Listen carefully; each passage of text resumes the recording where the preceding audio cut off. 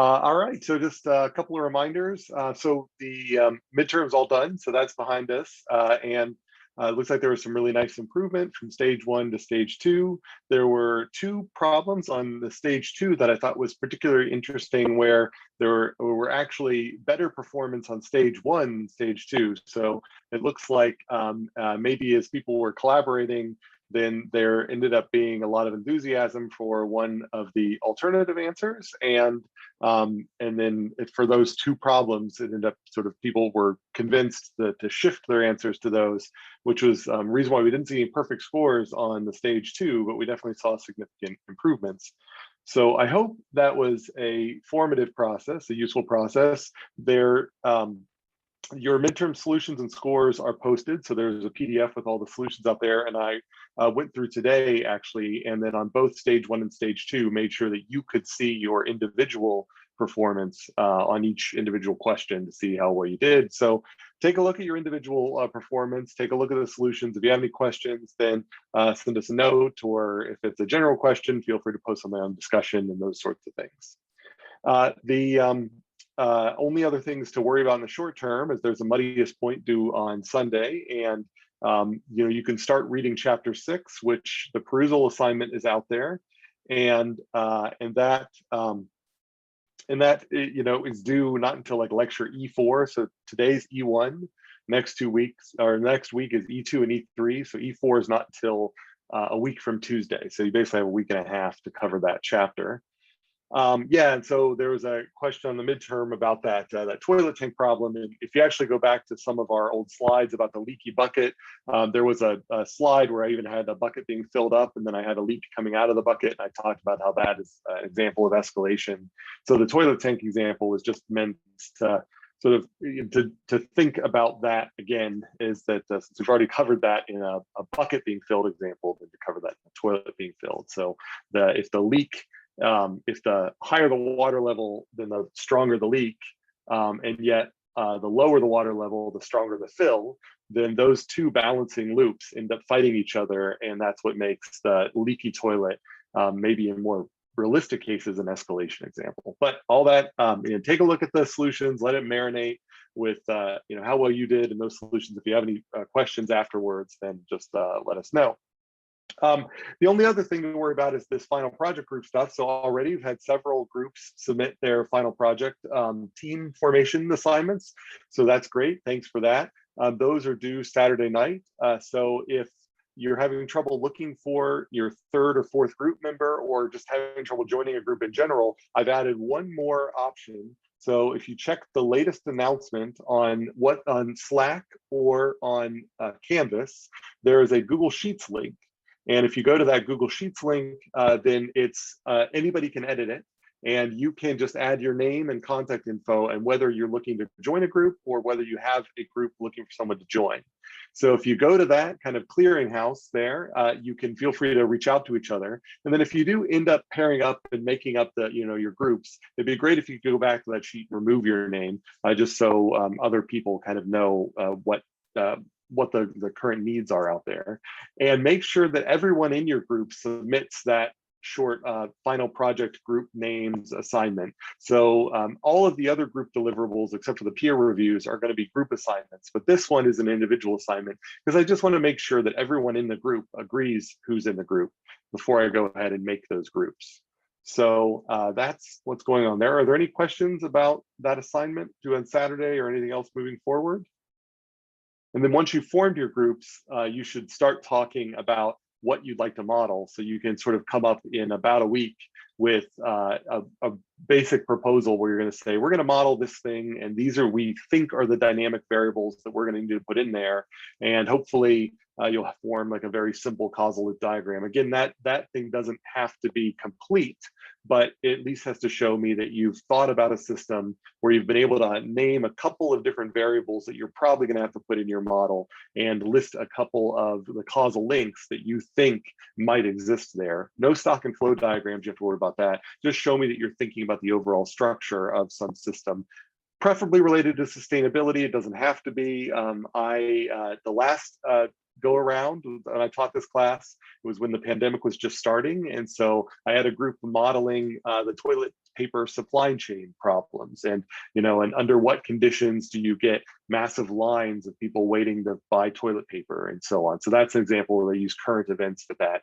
If you would like to, we're going to learn in some lectures coming up here about epidemiology and these SIR models and things like that. If you would like to think about, well, can I model what happens when you have a vaccine that doesn't make someone, that prevents someone from getting sick, but doesn't prevent them from spreading disease? How does that change the dynamics of things? Stuff like that, those sorts of things would also be fine. Or something totally different. Like, I took a course on natural resources management, and I really thought about these nutrient flows were kind of interesting, and how you can do different land management leads to different nutrient flows, leads to different sorts of problems, and all the feedbacks there. That something like that would be great too. So I've put a couple of examples in the final project documentation online, and you can feel free to choose something along those lines or totally different.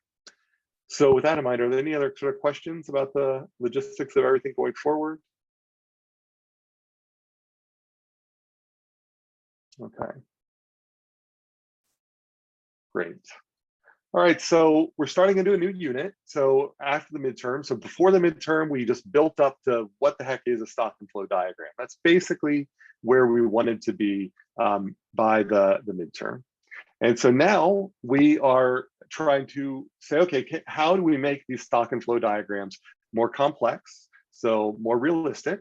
And then we are going to then say, okay, then what are some of the more interesting and rich textured systems that we can model? So it's almost like we're going to start looking at case studies of different types of things that have been modeled with these frameworks. So this unit, we're just adding in those additional complications, and then we'll start then blending in more applied examples of stock and flow models applied to systems that I think many of them will be of interest to us in terms of sustainability, but even some of the ones that aren't maybe directly sustainability related will give you, I think, ideas on things you could do in your own models.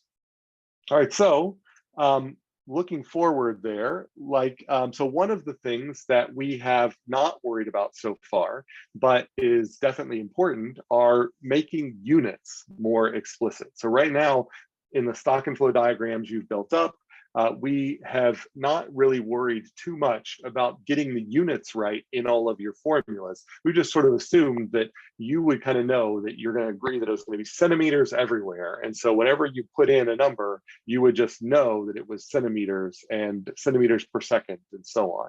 Well, we can actually use Vensim and Insight Maker to help enforce unit conventions across all of our models. So inside Vensim, when you start Vensim up, or when you go to model settings, we know that there's this time step that we have played with before, this DT parameter. Well, if you look down a little bit farther, then in that same model settings, there's this units for time, and this is this default time unit for this units for time. We've already sort of talked about this too. We haven't really talked about how to make use of this, but that's the first thing we want to focus on here, is that our default time units should probably be defined there. So be careful about setting those. Like if you're working with bacterial growth, you probably don't want to set that to years. So, we want to set that correctly. Now, where else do we find units in Vensim? Well, if you go into the equation editor here, so this is like if you clicked on equations and then went down and clicked on a flow link here, you pop up this big box here that you should hopefully be sort of familiar with now after sort of some of those last homework assignments. And up here, and we've ignored this so far, but there's this field where it says units, and it's got a little drop down right there. And so this is where you can tell Vensim what the units are supposed to be for whatever variable you're editing. So if you go into, say, a flow, you can sort of say that, all right, the units for this flow should be centimeters per second. If you go into some auxiliary variable, converter, then you can say the units for this converter should be centimeters. When you go into a stock, you can say the units for this stock should be gallons or something like that. And so we can start being explicit here. And so there are a certain number of units that have been provided to us. So one of these funny units is DMNL.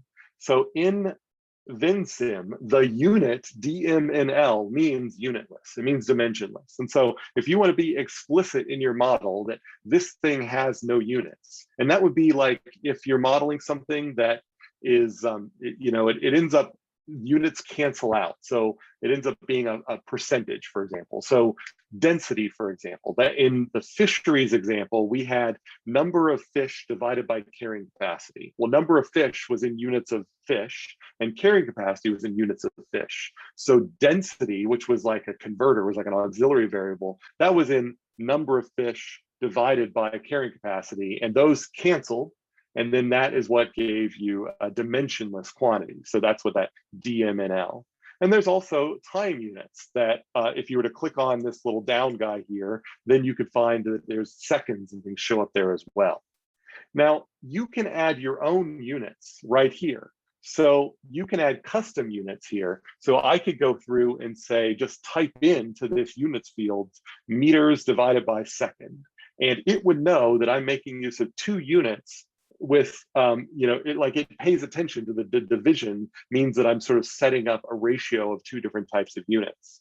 So if I want this to be meters per second, then I could just make it meters per second. Want to be meters, I can be meters. If I want to create a unit that doesn't actually exist, but makes sense to me in my model, like germs.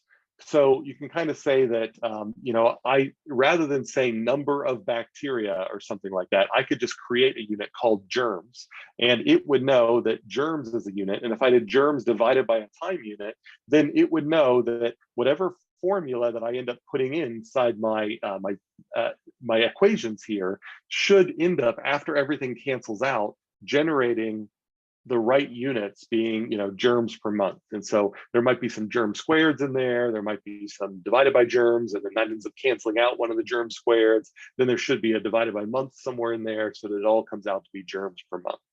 So we'll see examples of that here in a bit. But the idea here is when you fill in these formulas, then there's a little check units button up here that if you click on that, it will look at your formula and it'll say, based on the formula you gave me, it matches the units or doesn't match. And that's really useful because if you accidentally put the wrong formula, or if you didn't quite think the formula through, then when you click check units, if it says this formula that you put into here for this flow or this variable doesn't match the expected units, that's usually a red flag that your formula might be wrong. And so you might have done a multiplication when you meant to do a division, or vice versa. And so that's one of the ways in which these units can be very useful. All right, so that's how we add these units.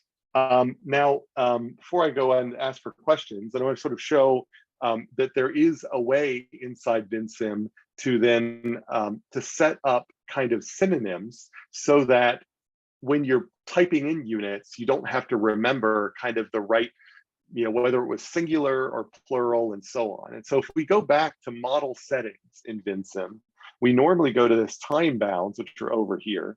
But if you go over a couple of tabs in Vensim, there's a units equiv tab, a unit equivalent tab.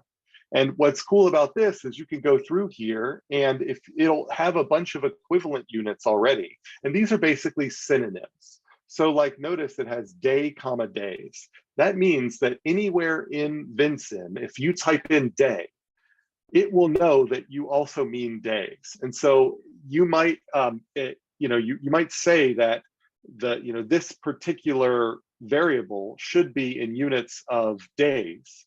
But when you end up using variables inside it, which were specified in their formulas in units of day, well, it knows that it's okay that you used a day when you're expecting a days, because in this units equiv, you specify that both day and days are the same thing. Likewise, up here in this one here, you can specify a lot of synonyms together. So if you use a $sign, dollar, plural dollars, or a $S, Vensim treats those as all the same unit. And so if it's expecting one of those and it gets the other, it's not going to complain because it knows that those are the same units. So you can go through and you can click on each one of these and edit so you can add more synonyms, or you can go through and add your own by typing in your own down here and saying add existing. And and then that will allow you to then add in new synonyms. And so, for example, germ didn't exist up here. And so I can go in and add germs. So that is a way for me to add the singular germ as well as the plural germs, so that I know that throughout the whole model, I don't have to remember which one to use. I can use either one, and Vensim will automatically know that if I used a singular and I was expecting a plural, that's okay, or vice versa. Okay. So once you specify all of your units, you can also go up to the top of the model, and for the entire model, you go up to this model and there's a units check, and it will run all of those unit checks across the entire Vensim model. And that will allow you to sort of simultaneously check to see if all of your formulas and all of your connections make sense. And if it flags one to say, I was expecting meters per second and I got kilometers per gallon, then it would say that, wow, I must have really screwed up that formula. Let me go into that formula and see why it's giving me kilometers per gallon. Because if there's gallons in there, it sounds like those should have been canceled out. So I probably needed to put something else in there.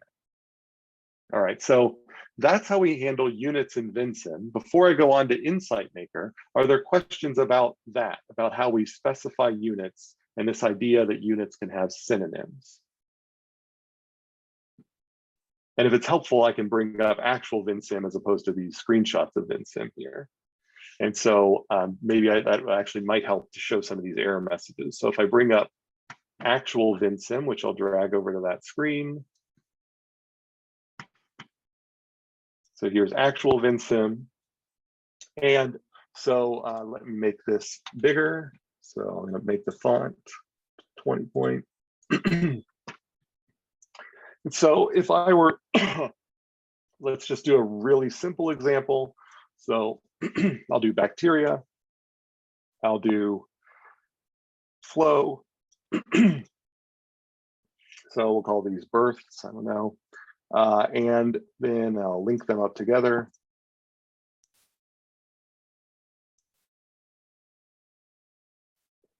And so if I go into my equations here under bacteria, the stock,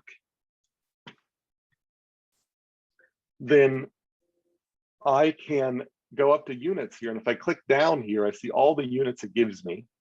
And one of them is DMNL, dimensionless. That's kind of equivalent to leaving this blank. I can then type my own. And so I'm going to say the units for bacteria are germs. So I'm going to say the bacteria are in units of germs.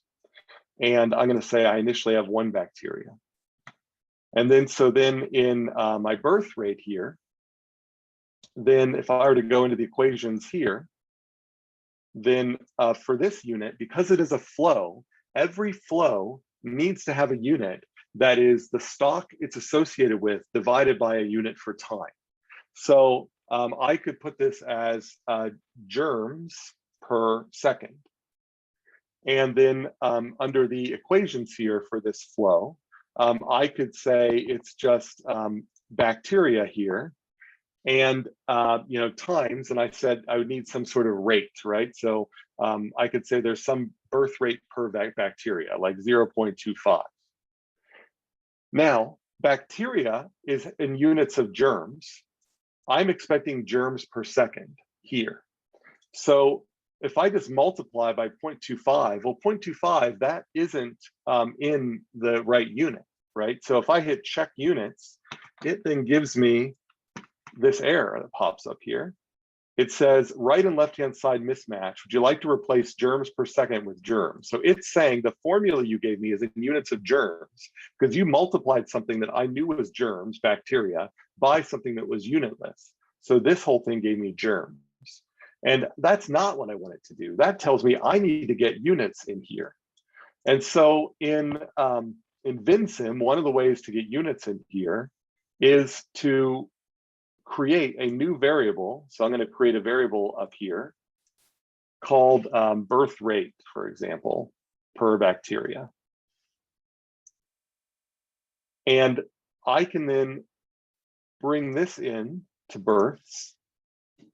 And then I can go into the equations of birth rate per bacteria And this is where I'm going to put my 0.7, which was my, how many bacteria does each bacteria produce per second. And so this birth rate per bacteria, I can say is in units of, let's think, I can put this in units of, this is, I care about per second here.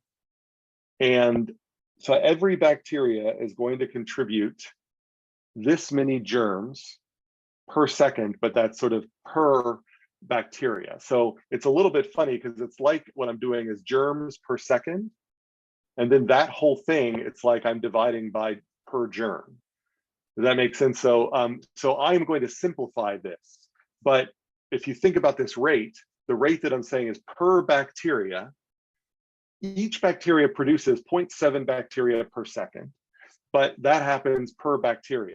And so I am just going to make this 1 divided by second here, so that this birth rate per bacteria is just in 1/2, as if kind of the germs canceled out.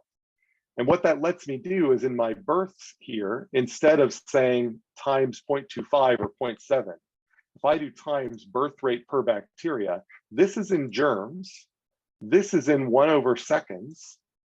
So now this product should be in germs per second. So if I click check units, then over here it's real light, but it says errors, units okay, so there's no error.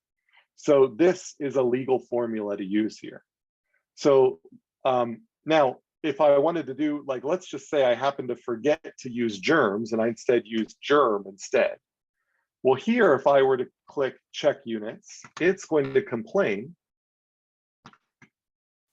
that right and left hand sides mismatch. Would you like to replace germ per second with germs per second? Because it knows bacteria is in germs. It knows birth rate per bacteria is in 1 divided by second. So this product is in germs per second. So it's saying, do you just want me to make this germs? Like maybe that was a typo. And I could say yes there and it'll do it for me. But what I'm going to do is go into my model settings. And then that brings up my model settings here. And I'm going to go under units equiv. And there's nothing in here right now. So I want to go down here and say, I'm going to make germ and germs synonyms. So I just typed it in down here and I clicked add existing. And that added it as a synonym here. So now it knows that whenever I say germ, I mean germs and vice versa. So if I click OK there, and now go back to this births flow and click check units, it says units OK. So now I would be able to run this thing and it will run without any errors. And if I want to, I could graph it by highlighting whatever I want to graph. So let's say these two things and click graph, and I get the graph that I'm expecting, this exponential rise in both births and bacteria. All right, so that's a demo of how to do these units in Vensim. Are there questions about that? Do you see how the units help keep us honest about our formulas? So as an example, if I were to go into the births, I might forget in my births formula here whether this should be a division or a multiplication. And I might just type division because I'm used to typing division. If I were to then click check units, it then gives me an error that my units mismatch. Before I put units in here, if this were all just dimensionless, if I were to click check units, it would say, all right, it's fine. I don't see a problem with this. But now it knows that the thing in the denominator has 1/2 units and the thing in the denominator has germ units. So when you do the division there, you get germs times seconds instead of germs divided by seconds. And that gives me this error, which tells me that, aha, I need to update this formula. All right, so there's a comment in the chat. If you keep the synonyms together, no space between them, like germ, germs instead of germ, germ. So if I were to go into my model settings, which shows up here, I don't think it cares about spaces. And so if I were to go up here and say modify selected and put a space in between them, I think it, and then I were able to do the units check, then I don't think it's going to give me any errors. Let's see, it could be wrong though. All right, so it did give me an error. So let's, oh, and it looks like the error it gave me is actually because it doesn't know that. So that's an interesting point. It gave me an error, not because of that space that I introduced. It's because I didn't do the first thing that I said we should do and change my base time unit to seconds. So it doesn't know how many seconds are in a month. So it doesn't know how to do that conversion. So I said I was expecting per second units, but it knows that these flows are going to be per whatever that time unit is there. So now I'm going to try this units check again and see if I get any errors now that I've made everything consistent, and it gives me units are okay. So that answers my question that that when you're setting up synonyms, you can put as many spaces as you want in between the synonyms. It's the commas that it pays attention to.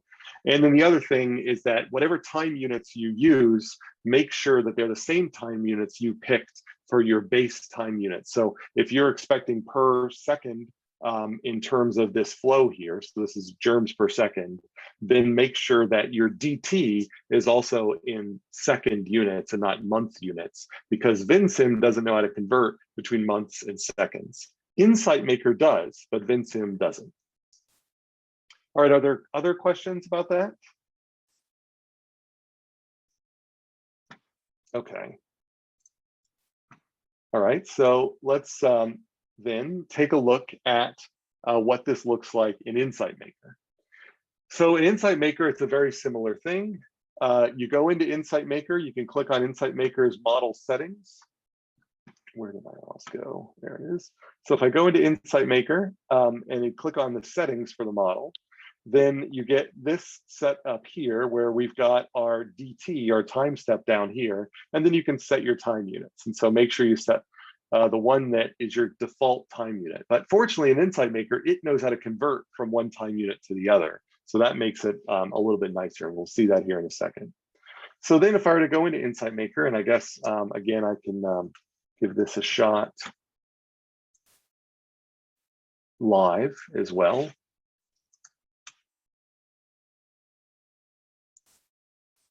So I'm going into Insight Maker, I'm going to create new insight, I'm going to knock out this default thing. And so if I go into here, if I were to go up to model settings, I can select seconds. I can do whatever my DT I want it to be. And then as I've done here, I can draw a little, I'll draw maybe two stocks or maybe one stock, like my bacteria example again. I'll call it bacteria. I'm going to then draw an arrow out, which gives me a flow, flip the direction of the flow, and I call that flow births. And then now, if, as I've talked about here on the slide, if I click on the equal signs that show up, there it is, that show up next to the flow or inside the stocks. So here I clicked on the equal sign by the flow. Then the resulting equation box here down in the lower left has got units specified. So let's take a look at that. So in the real option here, if I go into births, for example, here, then I get this little flow box and it by default goes to unitless.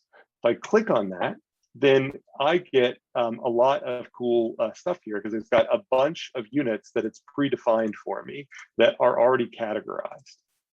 And it already knows actually how to convert from one to the other. So I can specify some things in minutes and some things in seconds. And as long as I specify which one's which, then before it passes information from one to the other, it will automatically do the unit conversion, converting seconds to minutes, minutes to hours, and back. So it automatically knows how to do all of that for us. And we can also create our own custom units. So I could say that I want germs per second here. Germs per second down here. So, and I can say that I want this to be, so I guess I should draw my causal link. So let me do that first.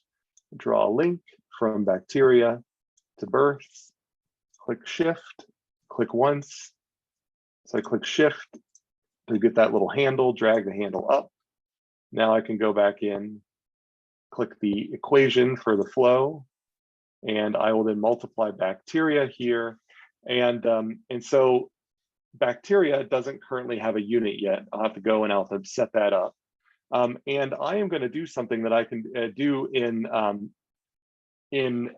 Insight Maker, in that I can actually put units in curly braces like this. So I can actually say that this is going to be this bacteria, which will be in terms of germs, is then going to be multiplied by a rate of production per bacteria, which is in which is 0.75 unit per second. Is like the units there are like per second. And so if I go into bacteria and I change its units to germs, and I'll say there's initially 1, then this here is in germs, bacteria, and this over here is in per second. And so this should be an agreeable unit, this germs per second down here. Now, I want to also set up the synonyms where I could do germ and germs together. And so if I click on my units, there's a unit conversions down here. And if I click on that, then I can add a conversion. So I can basically say, I'm going to remove this empty one here, and I'm going to add one, and I'm going to call it germ. And I'm going to say its synonym is germs. And I'm saying that whenever I say germ, it's equivalent to 1 germs.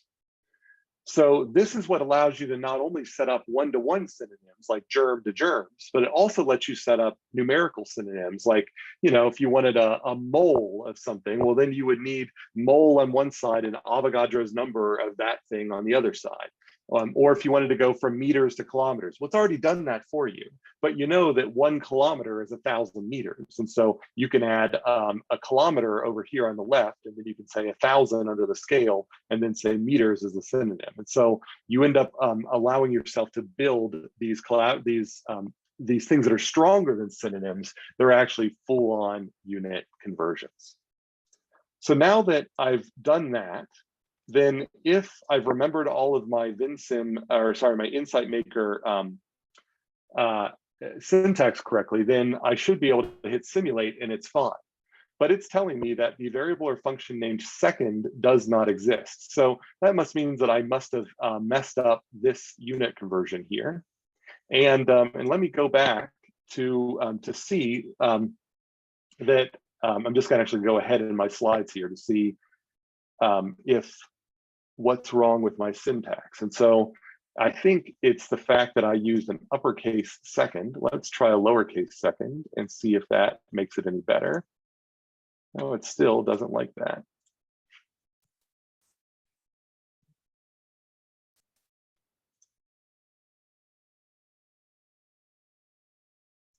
All right, so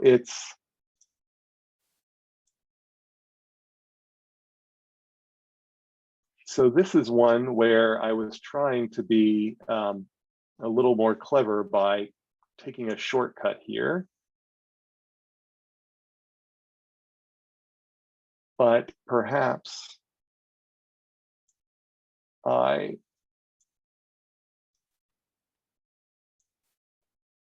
right, so it looks like I'm not going to be able to take the shortcut that I was hoping to take here.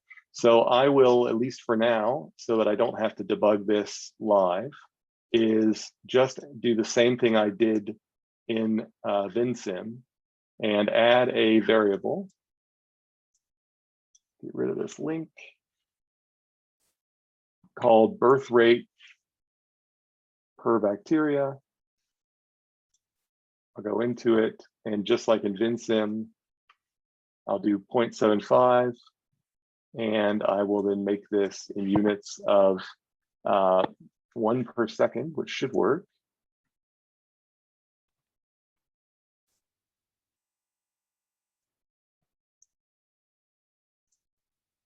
And then I can then multiply by birth rate per bacteria. And then it works. So the literals, as we call them, didn't seem to like my 1 divided by literal. So in Vensim, you can do, or sorry, in Insight Maker, you definitely can do this sort of thing where you put in curly braces the scale that you want and then a unit, and that unit can be 1 unit divided by another unit. But I was assuming that I could have been able to do the 1 divided by second in here, but it apparently was not happy with that. So I'll have to think about why that didn't work. You know, again, I was just trying to make a shortcut for time, and I ended up taking more time to do it. But if I use the same trick that I did in Vensim, where I make the units explicit on every variable, so I create a variable with explicit units, another variable here with explicit units, and so on, then I end up being able to have Insight Maker check all of my formulas for me. And it automatically will do that when you click simulate. So by clicking simulate, then it will not run unless the units match up. So that is a way to do it. So that's how we do units in Insight Maker. So I'll just step back through those slides here, the same thing before. So it's just the bottom left here. You click on the bottom left, it brings up this cool little units tool where it shows you a bunch of units that's already predefined for you. And you can even create your own by typing them up here. It likes the word per. It also likes the slash. You can use either one of those. In Vensim, you can only use the slash. And then from there, you can go in and create unit conversions. So like I said here, you can create not only germ and germs, which are direct synonyms, but you can create quantities, like a foreign germ is worth 15 germs. And, you know, but a foreign germs is a synonym for foreign germ. Or I could create these synonyms for existing units. So this doesn't make any sense why I would want to make germ a synonym for second, but I could do that. So I can create all these unit conversions. I can even then put literals in here, which means constants with their own units, but you have to put those little curly braces around it. So that allows you to specify different units than maybe were expected. So in this example here, I'm expecting meters per second, but let's just say it's inconvenient. Like I go to the internet and I look up a constant and it's only specified in centimeters per second. Now, I can do in my head the conversion from centimeters per second to meters per second, but I'm afraid that I'm going to mess something up because, you know, I might just accidentally move the decimal to the wrong direction or whatever. Rather than worrying about me messing up, then I can just put my centimeters per second in curly braces like this. And then given that it knows it's supposed to produce meters per second, it will then do the right conversion for me so that I don't have to try to do the conversion for it. So that's kind of one of the values of doing it this way. And then if I click simulate, it will verify unit consistency through the whole model. All right, so that's basic units in Vensim Maker, or in Vensim and Insight Maker. Are there questions about that?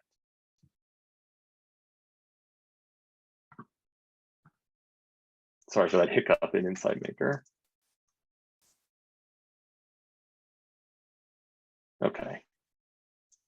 All right, so in that case, all right, so let's then drill down a little bit farther into the rabbit hole here of kind of the advanced things that we can do in Vensim and Insight Maker.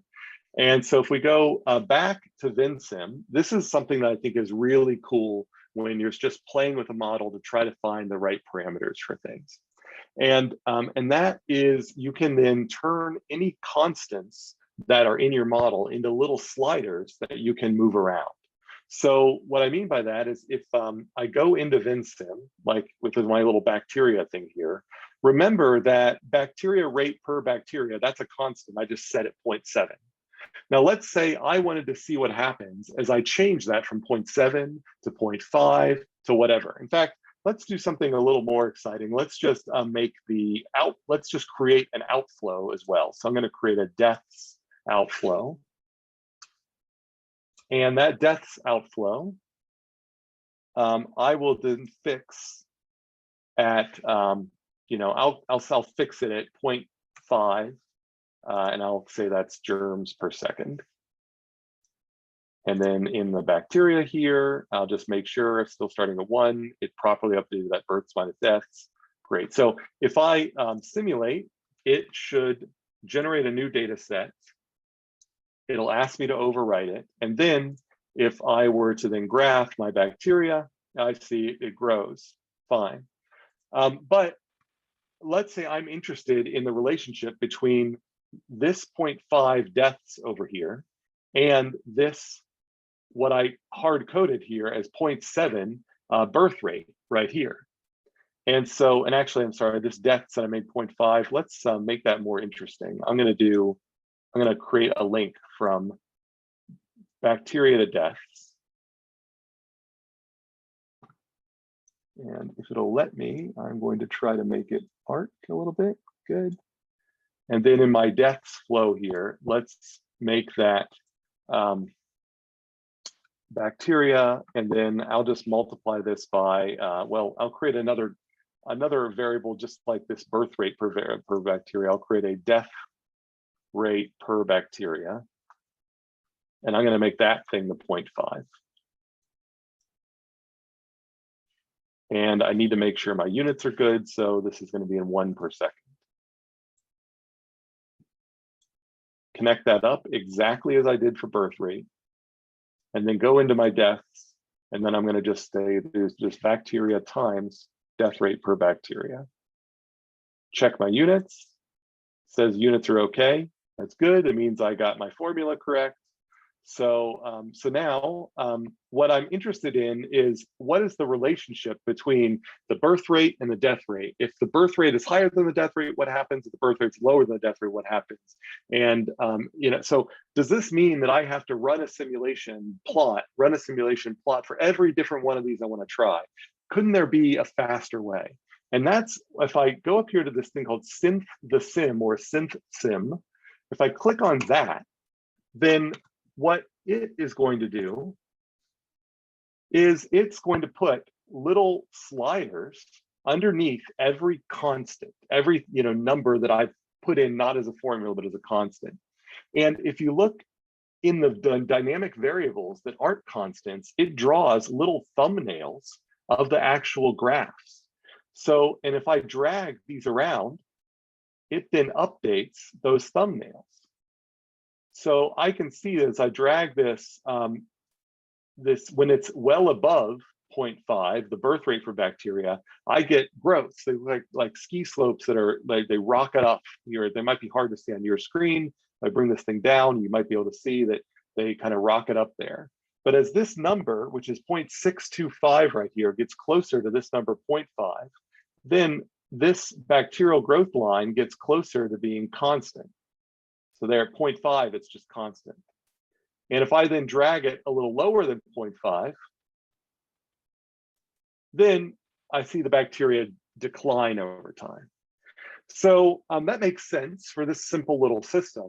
But my point here is not to sort of talk about bacterial populations, but to show that these little thumbnails and sliders give me a really quick way to play with my model, to do this type of planning or sort of scenario planning or hypothesis testing or just exploration of these variables, because I can then just drag these things around and get a quick snapshot of the way things look. And when I see something that I think is interesting, then I can go through and I can end up deciding that I want to generate a graph of any one of these in particular. So I clicked on bacteria, I clicked on graph, and now I see a more detailed graph, or I could do table and get a detailed table here.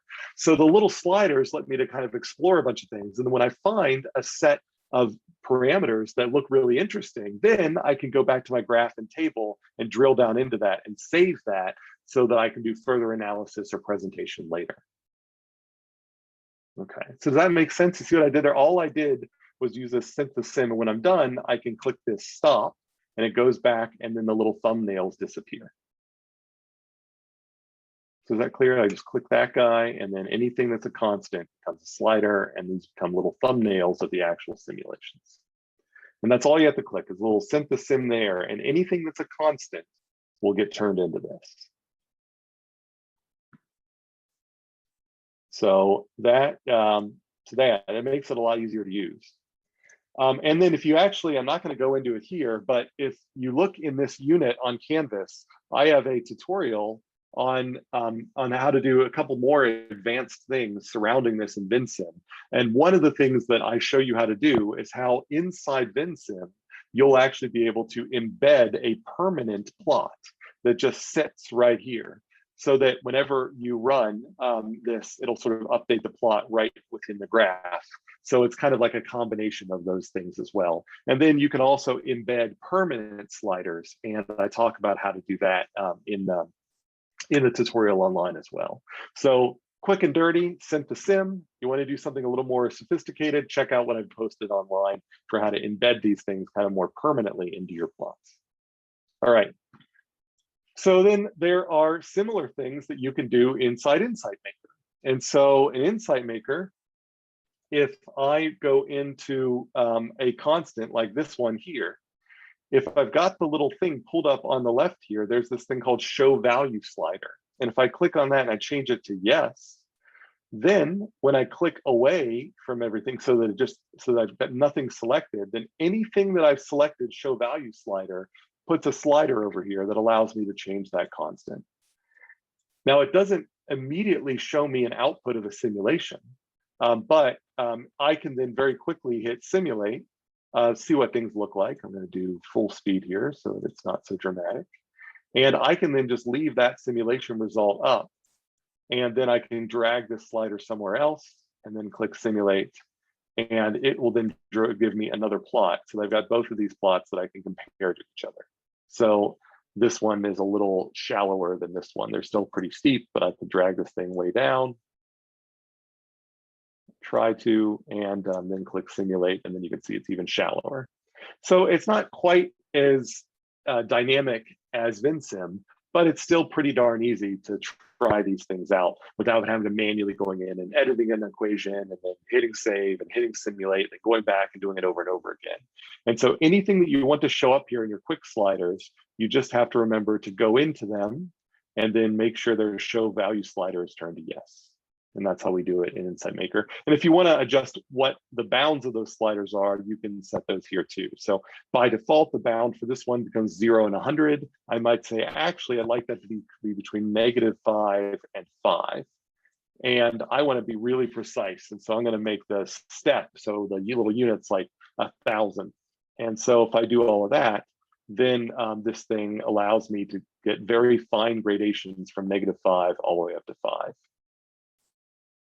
And if you look at my Vensim tutorial, I show you how to sort of set up these bounds as well in Vensim. So any questions about this for Insight Maker? Does this seem clear? You just with these value sliders, how they work? And I'm just, as I'm sort of waiting here for questions, I'm just kind of going over the static version of this, which is just saying the same thing, where if I click on one of these, I can say show value slider. Then if I click on the canvas, all the things that I clicked the value slider for will show up here in a list here that allow me to slide them around. And the units of whatever I put in the value slider match the default units of this variable.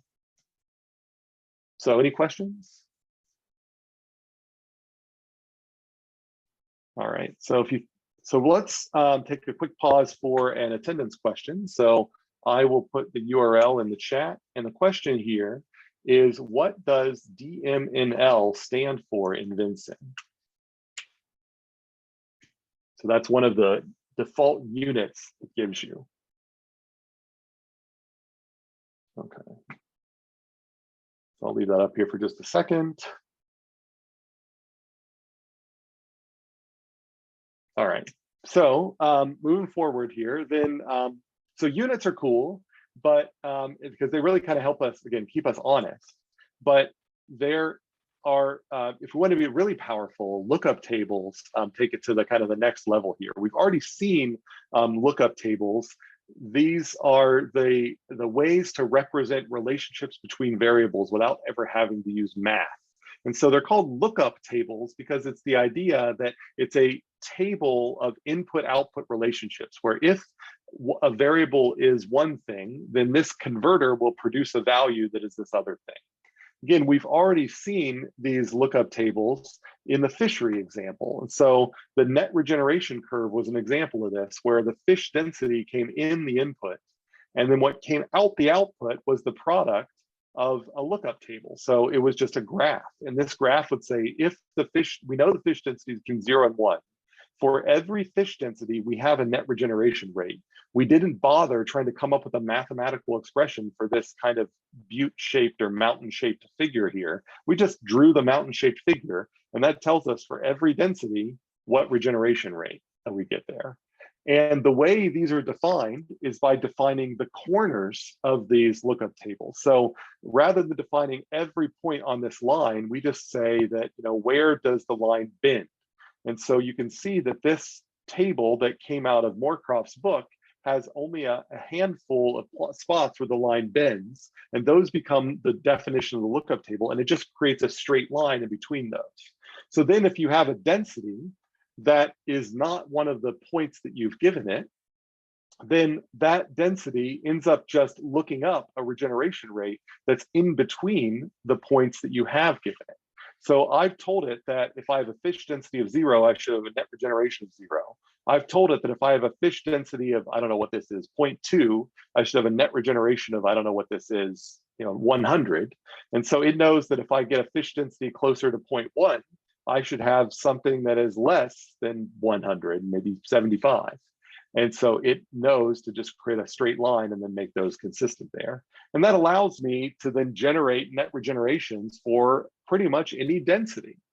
So, and that if you were to go into Moorcroft and go back to that chapter, under that chapter where it lists the formulas for that stock and flow model, there is this little thing, or it says net regeneration, which is this guy right here, this converter here, and it lists graph next to it. That's Stella's way of saying we have a lookup table, and that graph takes as an input fish density, and the points that follow are just the big black dots that I've put here. These are the corners of this relationship here. So 0, 0, 0.1 goes to 50. So this is apparently 0.1 that's going to 50. 0.2 is going to 100. 0.3 is going to 200, and so on. So this goes all the way up to, once we're at a density of 1, it gets mapped to 0. Well, that's this point here. A density of 0.9 gets mapped to 180. Well, that's this one here. 0.9 goes to 180, and so on. So this list of points ends up encoding this curve, and that tells Stella or Insight Maker or Vensim exactly what to do when we're given a density that's not in this list. It just draws a line in between them and it interpolates. So that's what we've seen done in Moorcroft. Now we're going to learn how to do that in Vensim and Insight Maker. Are there questions about this general idea? You see what I mean, where hopefully you remember this net regeneration, that it was a curve that mapped fish density to the new fish per year. But then does it make sense that this curve is defined by this handful of points where you just draw lines in between them? The questions about that? And so our job is then to give lists of points to Insight Maker and Vensim so that it can then do this for us. All right, so in Vensim, what we'll do with this, I've drawn the exact same example that is in the book in Moorcroft, but I've drawn it here in Vensim. So there's a stock up here. Here is the flow for that stock. This is a couple of converters here, where this fish density is just going to be fish stock divided by maximum fishery size. And then this net regeneration, that is the one we're going to have to build this lookup table in. So the way we do that inside Vensim is you click on equations and you go down to this net regeneration here. And this is where it gets a little new. So up here under type, which is above the units, there are 2 drop-down boxes. And I have to set my type to auxiliary and my subtype to with lookup. So this is a little confusing because when you under type, there is a lookup type, but that is a different type of lookup table that we have to use in a different sort of way. If I want to use a lookup table in this way, where it has an input coming into it and an output coming out of it, then I have to define it as an auxiliary. An auxiliary in Vensim is something that has an input and an output, and then it calculates something in the middle. That's what I mean by an auxiliary. And it's saying, well, how do I do that calculation? Well, that's where I say I use with lookup. So I don't actually use the lookup under this auxiliary, I use the with lookup here. So you need to see that in real Vensim. I could go under births here as an example, and it says type auxiliary already, and then under subtype, I would say with lookup. If I were to change this auxiliary to lookup, then it ends up doing something very different. It actually ends up removing the ability for me to make use of inputs. And I will show you how to use lookups if we have time, those type of lookups, but there is no difference in what you can do with them. It's just a difference in how they're drawn aesthetically on the diagram. So we're going to primarily do it this way because this is how Moorcroft does it. But it's just tricky because there is a lookup type under type, and you don't use that for your lookup table. You use the with lookup. So I'm just saying this over and over again. So when you get to the homework assignment where you do this, you'll know auxiliary is what you put here and with lookup is what you put there. So then under my equations, I just put in fish density. So I'm just saying this is the input to my graph. This is my independent axis. My x-axis to my graph is going to be fish density. And that's just the input that comes in here. You technically could put a formula here. You could say it's actually fish density squared or something like that. But we're just going to keep it simple. Fish density goes in, so we just put fish density here. So then we need to be able to draw that graph. So we're going to go up to this button up here that says as graph. And if you click on that button, as graph, then it allows you to specify your lookup table. And so those points that were listed inside Moorcroft, where it's a graph and then fish density and it lists a bunch of points, I just put all of those points here. So these are the x's values of those points, these are the y values. So they're listed in this form. So they're not listed next to each other, they're listed down a column. But still 0, 0, 0.2, 100, 0.3, 200, these are exactly the points that were in there inside Moorcroft. I could also just click on the graph to add points. So I can add them graphically, or I can just list them manually here. So in this thing here, I can also do things like change my Y max and Y min, so just so I can view the graph better. I can change my X max and my X min so that I can view the graph better here as well. So the default might not be 0 and 1, it might be 0 and 10, but your lookup table is only going to be defined from 0 and 1 because fish density is only defined from 0 and 1. So I can draw the same thing here. So either by clicking on the graph or by entering those in. And then once I'm done with all of that, I can then click OK. And when I go back to this equation here, Vensim will have automatically populated this lookup with information here that tells me about all of the points that I just entered in. And so if I were to zoom in on this first bit of information it tells me the bottom left and the top right corner of the lookup table. So the 0, 0 to 1, 600.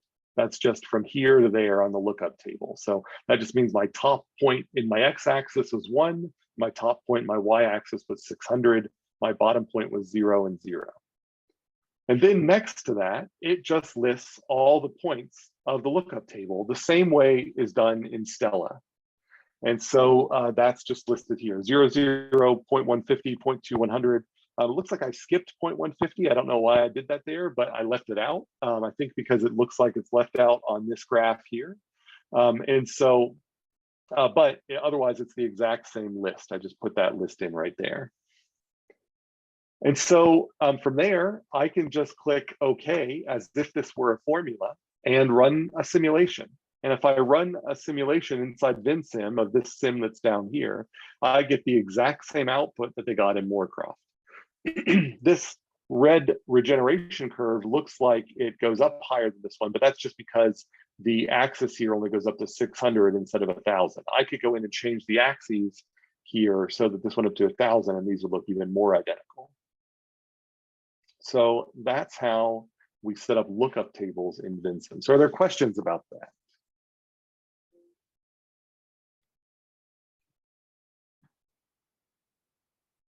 And so you'll be building lookup tables in an upcoming homework assignment as practice for this. Okay. All right. So if you're playing along at home in the slides, the next section goes over this other way to use lookup tables. And this explains why there is that type lookup. And so you can see this diagram looks very different than the diagram that I just drew, but it is identical in function. But there are reasons kind of beyond the scope of this class why you might want to implement lookup tables in this way, where the lookup table becomes like this weird input that comes in on the side. I'm going to skip over this for now because it is not important to me that you know this alternative way to do lookup tables, but I left the slides in there so that you know why, if you're interested, you can go back and look to see where this type lookup comes from. But I just want to emphasize that the default way we do this, the kind of Moorcroft way we do this, is we use type auxiliary subtype with lookup. But I know it's going to be confusing the first time you do this because under type, there will be a lookup type. And you can ignore that, just make it auxiliary. But if you're wondering, where does this come from? Well, if you go through these slides, I show you how to use a lookup table in this alternative way that Vensim provides. But I'm going to skip over that today for time, and so it doesn't cause us more confusion. So let's jump ahead then, and then look at one of the other cool things that we can do with lookup tables is we can generate functions that depend on time in non-trivial ways. And so what I mean by that is, so imagine a bank simulation model like this one here in Vensim. This is actually a lot like the bacterial model that I've got, where you've got a stock here. You can picture this like the stock of bacteria. You've got an interest flow coming into that stock. And we know that the calculation of interest depends on how much is currently in the bank balance and the interest rate. And so this is the formula for interest rate. I just did 0.1 divided by 12. It's like a 10% interest compounded monthly. And then, sorry about that, I bumped the mouse. Then under the interest here, I've got the fixed interest rate times the savings account balance. And then under the savings account balance, I've got an initial balance of 100. So that's all that I went through. If I were to simulate this simple model, I get something that looks like this, where the interest rate is constant over the entire simulation period. Meanwhile, the savings account balance grows and it has a little bit of a bend upward like we'd expect. And along with that, the interest also grows. It also has a slight bend up because it depends upon how much is in your savings account. Now, the question is, what if we wanted to simulate a bank where you don't have a fixed interest rate? Let's say the interest rate changes over time, as our interest rates often do. January might be one interest rate, February might be a different interest rate. How do we simulate that bank? Now, what we can do inside Insight Maker or in Vensim is I've just introduced this new thing called shadow variable. If you click on the shadow variable up here, it will give you this little dialog, which tells you, pretty much shows you all variables that you have currently created in your model, plus a few more. And so, for example, it has a time variable here. If you click on time, it is going to introduce this little time that's up here. And this time here actually gives you the number, like I think it's in whatever time units you've specified in your model setting. So it's like seconds since the start of your simulation. It gives you that number in seconds since the time of your simulation, and it uses it like a variable that you can pipe in to other auxiliary variables here. So basically, shadow variables are aliases to existing variables. They can be used to prevent creating a lot of ugly wires that cross on your diagrams. Because if you have a variable that is way down, so if I go back to my Vensim here, so if I wanted to draw a, I don't know, another stock down here, that it has its own flow going into it, like that, and I wanted to make this flow depend upon birth rate per bacteria, well, I could draw a long link from birth rate bacteria way down over here over the flow. But if I go into shadow variables and I click on that guy, it pops up. Hold on a second.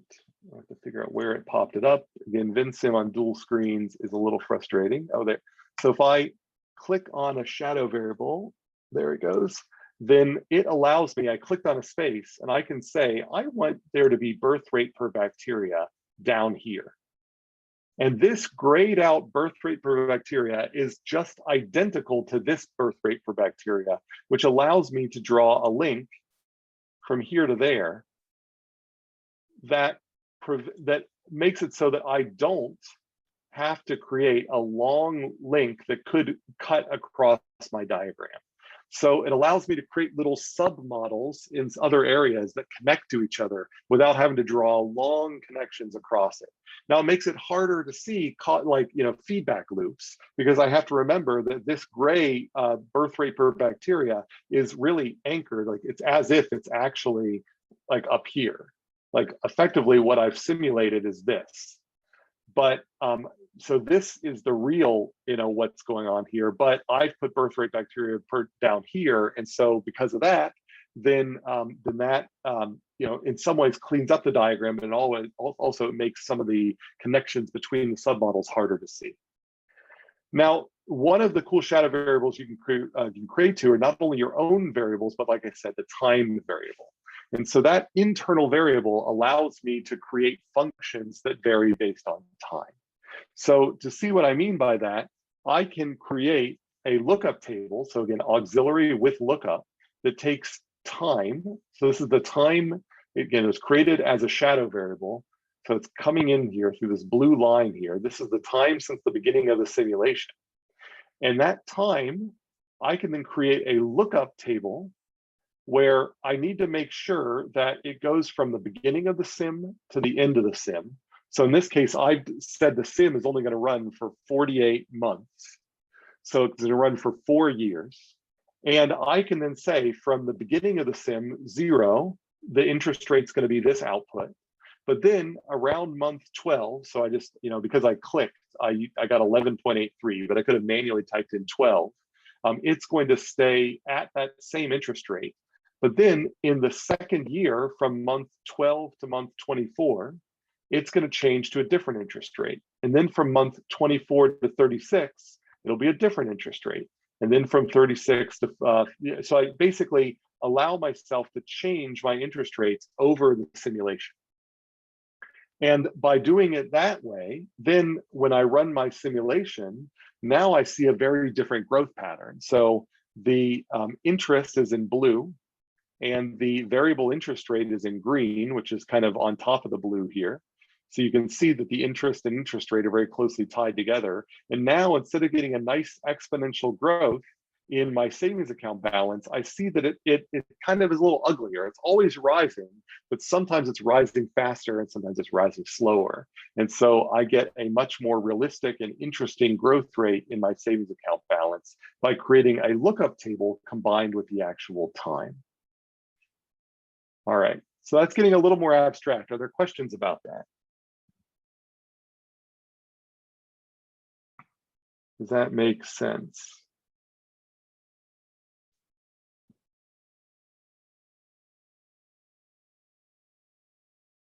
Okay, so there's a question.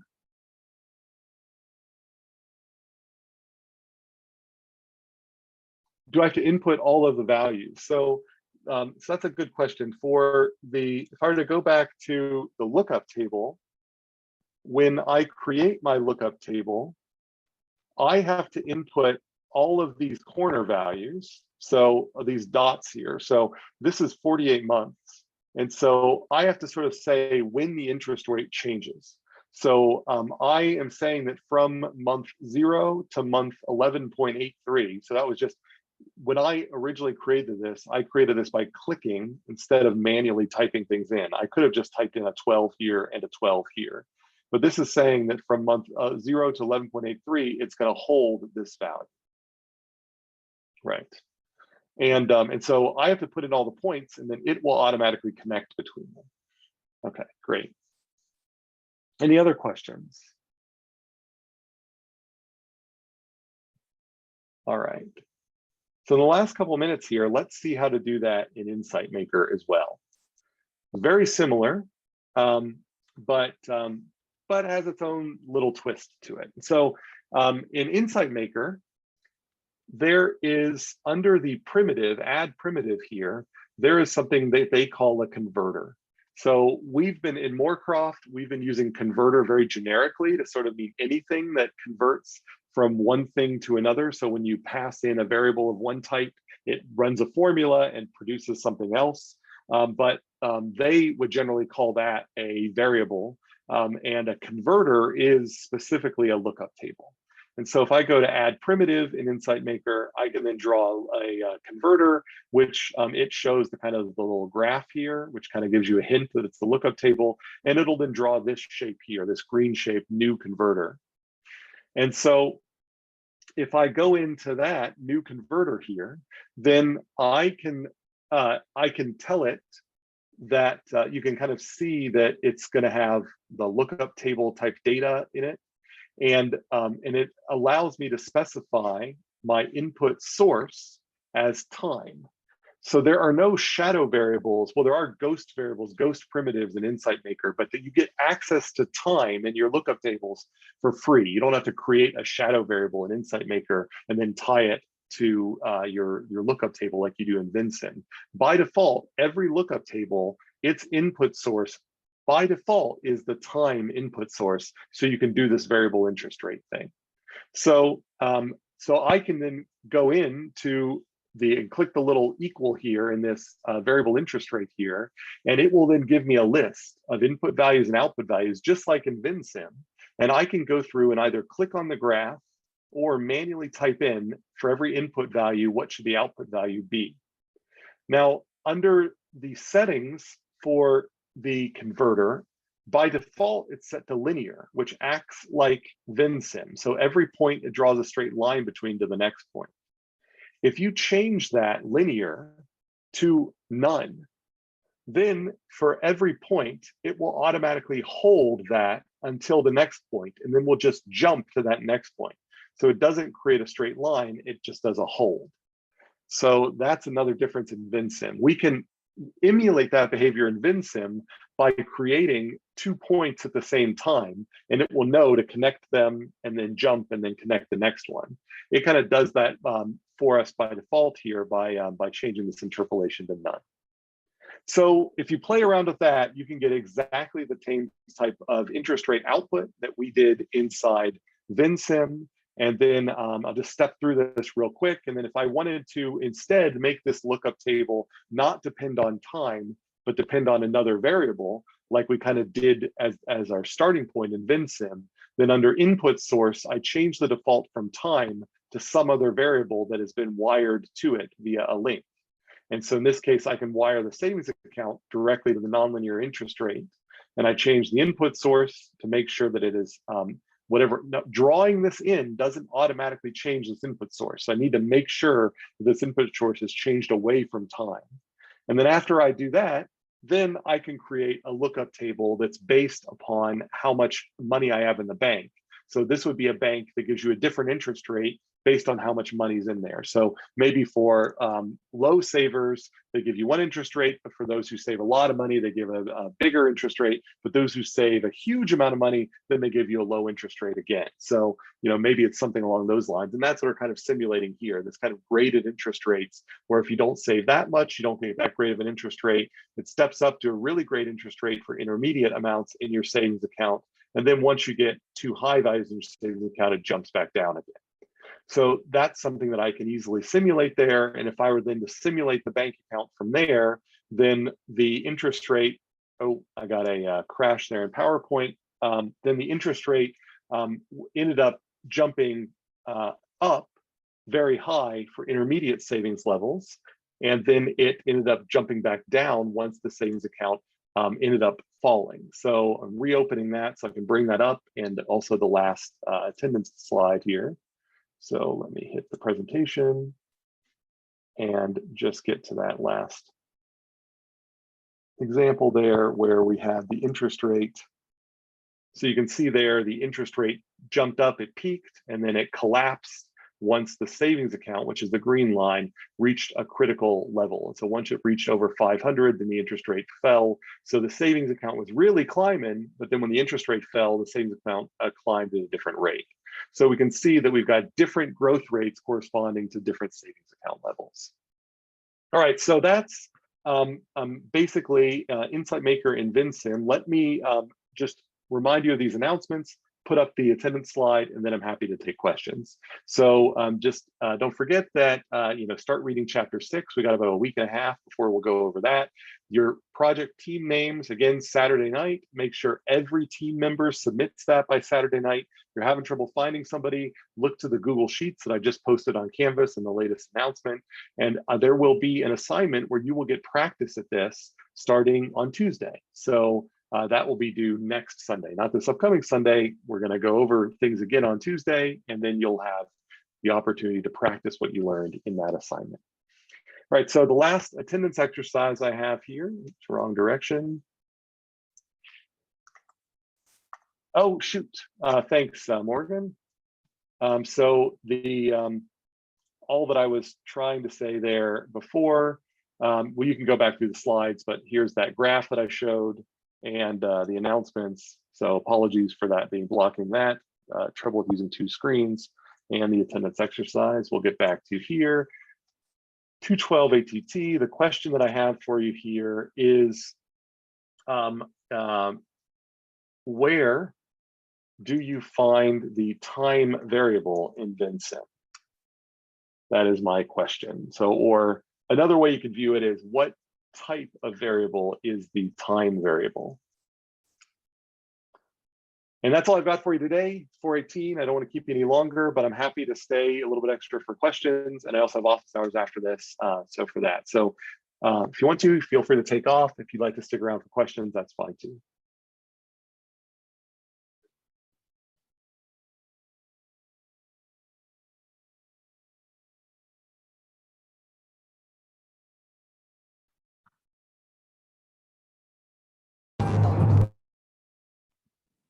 Thank you.